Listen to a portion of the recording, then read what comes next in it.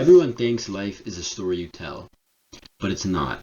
At the end of the day, your life is just your actions. The actions that you consistently repeat is exactly who you are, the only thing that's real. And this is exactly where the language of symbolism starts, where you outweigh actions over words. 3 examples I have is what you do repeatedly becomes who you are. So if you could repeatedly smoke, you are a smoker. What you avoid equals what controls you. So if you're constantly avoiding the spotlight, being judged is in control of you, has power over you. Maybe you don't have a strong sense of self-esteem, so you rely on the outside world to tell you who you are and what your worth is. So what you're going to do is you're going to make sure you stay away from the spotlight, you stay away from potential failures and judgments, because whatever your image is now, you just don't want it to get worse, which costs you it getting better, by the way. And number 3, what you chase equals what you value. So there's money. What comes with money? Freedom. What comes with money? Buying things. What comes with money? Buying things to make you happy, whatever. Woman. What comes with woman? Either love or sex. And then Gucci, any materialistic item. What comes with those? Status. So the 3 main things that people go after: status, freedom, and love, right? And some people, lust or sex, whatever. But this is just the beginning of symbolism and the unspoken language that everybody's actually speaking. I don't believe life is random at all, actually, if you ask me. I don't believe that God and coincidence can coexist. But at the same time, I don't think every single thing is a sign from God. That I would call delusion, and that would cause you to literally continuously overthink. That would drive you mad. Yes, I do believe God's plan is unraveling, but to me it doesn't mean you sit there stressing every little single situation. But awareness is when things continuously keep repeating, so you think, An example, don't mind my whiteboard, but an example of awareness could be the marker stick keeps separating when I do too many markers. Stop doing it, right? This keeps happening. What is it showing me? And I drew a guy who keeps snoozing his alarm clock, which either means he's not sleeping enough, he's going to sleep too late, or he's waking up too early, or there's nothing purposeful in his life. There's no real reason to get out of bed, because the bed's cozy, the bed's warm, you have nice dreams. What are you going to get out of bed for, right? And this awareness started for me. I just wanted to get this across, by the way. Not everything is a sign, but when something keeps repeating, very important to look into it.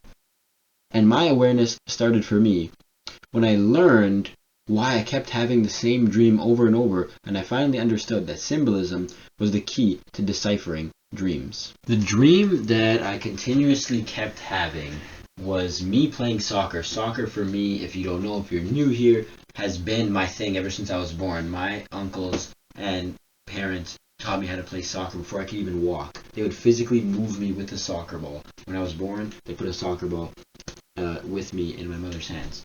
Soccer is my life. So it was the easiest place where I expressed myself. It was the place where I felt most confident. It was the place I resonated the most. And the dream would be me dribbling past someone. Always another defender would show up. Dribbling past again. Always another defender would show up. I would never shoot. The net could have even been open. I wouldn't even have known, because the only thing that I could see was another defender over and over. And it wasn't 3 people in the dream. It would be 6, 8, an innumerable amount of people. And the dream would end the same way every single time. Fake shot, fake shot, fake shot. Wake up stressed. Didn't understand what was going on. All I did was complain about it. Move on with my life. Nothing changed. This lasted a few months.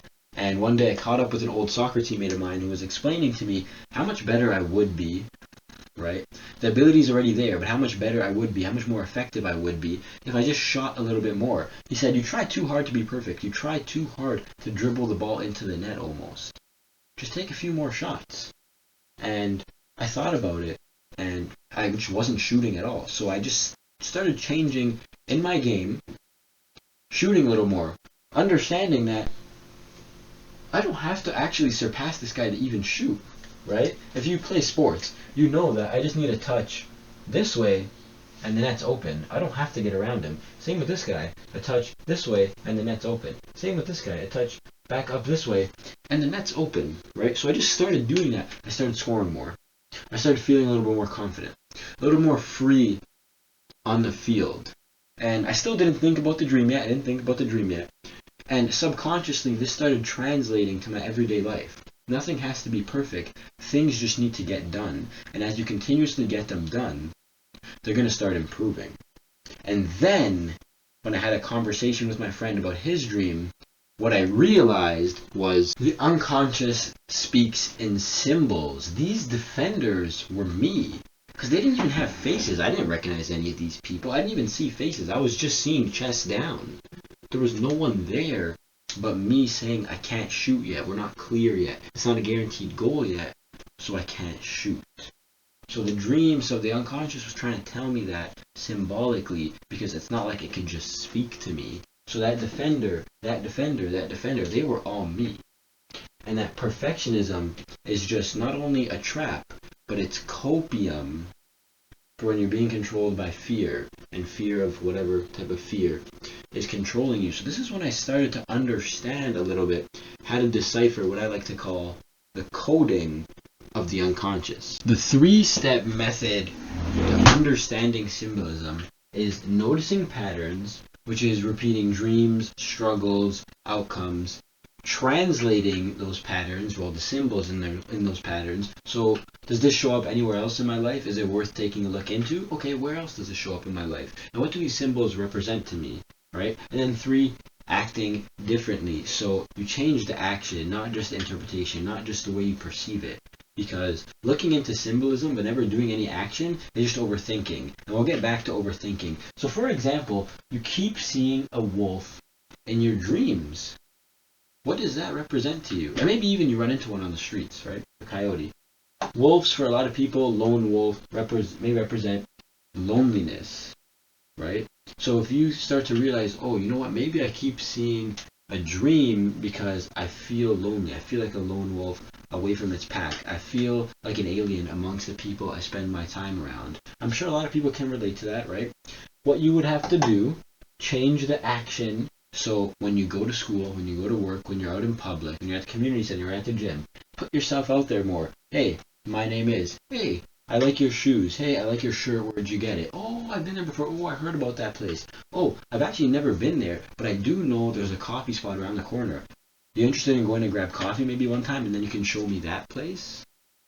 Right? There's many ways around it when it comes to acting differently. Go back to overthinking quickly, because you see, the thing with overthinking is that you overthink every situation, every person you meet, everything you hear, every place you go to. You always try to find the meaning in absolutely everything. Not only does that remove you from the present, which takes away your capacity to enjoy the life that you're living, but it just causes stress. If something hasn't been obviously repeated, your nervous system, your gut will tell you a little signal. Listen to it. This is worth looking into. If you don't feel that, don't force it. Okay? Remember, God is on your side. The universe is just responding to you. But I want to end off by saying something. Symbolism is not us trying to decode the universe. We're just trying to understand ourselves. And perhaps we can use that to help people in our everyday lives. We can spread the message. That's all I'm trying to do right now, to help you better understand your life. And then we can connect better. We can have a greater capacity to positively affect other people. I believe that one of the greatest acts you can do is inspire. One of the greatest acts you can do is positively affect someone's life. So that's why I'm trying to spread this information to you, to help me, to help them. Symbolism is understanding you so you can change.